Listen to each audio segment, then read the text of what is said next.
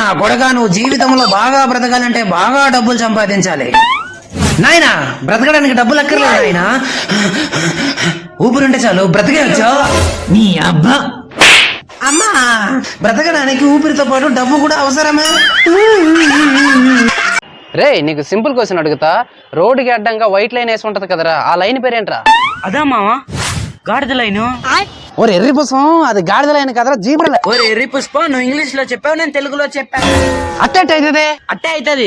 Zebra అని తెలుగులో ఏమంటారు? నాకు తెలుగుతో తెలియదే.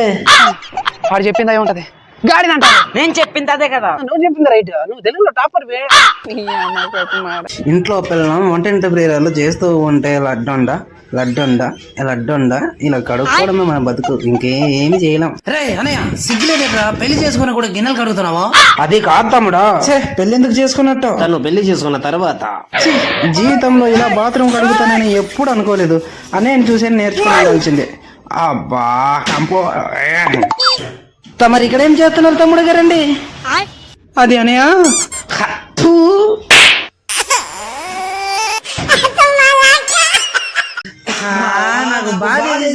నా జీవితంలో ఇప్పటి వరకు వయసు చనిపోయిన కోడి మేకలను చూడలేదు. బహుశా అప్పటి వరకు వాటిని మనం బ్రతకనివ్వకుండా చేయటమే కారణమేమో.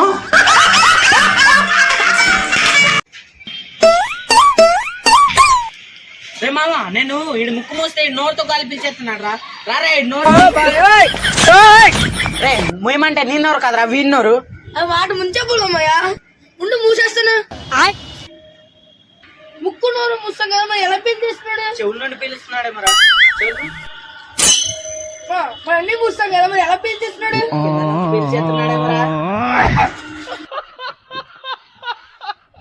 నేను పెద్ద అయ్యాక బాగా చదువుకుని మా అమ్మ నాన్న కష్టాలన్నీ తీర్చేస్తా. ఎక్స్క్యూజ్ మీ అమ్మ, ఒక 10 రూపాయలు అంటే ఇస్తావా? ఖర్చులకి లేవు. It's okay. బాబు, కష్టపడి పాయసం చేసాను, తాగి ఎలాగుందో చెప్పు.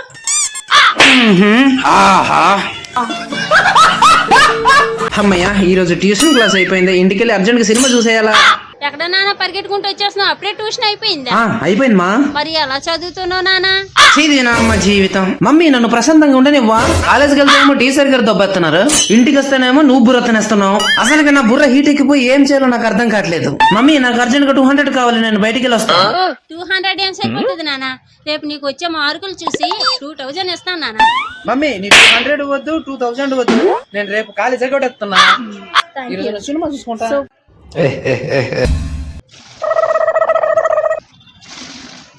రే, నాకు వాటర్ తగ్గుతోడరా. ఓకే. వాటర్ తక్కువ.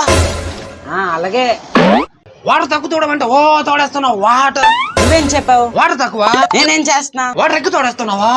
నువ్వు వెయ్యొద్దా నన్ను నేస్తున్నానంటే దాని అర్థం ఏంటి? ఏంటి? నీ వాటర్ నీకు తోడిచ్చేంత వరకు గుద్దన్నారు మూసుకొని ఉండాలని దాని అర్థం.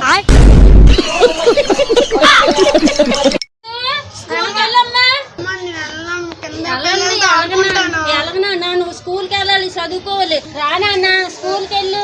మీ తాతయ్య తాగుపోతాడు, మీ నాన్న తిరిగిపోతాడు. చూడమ్మా, మా కూడలు నేను ఎలాగైపోయాము. నీ లైఫ్ బాగోవాలి కదా నాన్న, మన కష్టాలే కనబడదు, చదువుకోవాలి కదమ్మా. వెళ్ళు. సరే నాన్నమ్మ, నేను రోజు స్కూల్కి వెళ్ళిపోతాను. చదువుకొని రాయమ్మా.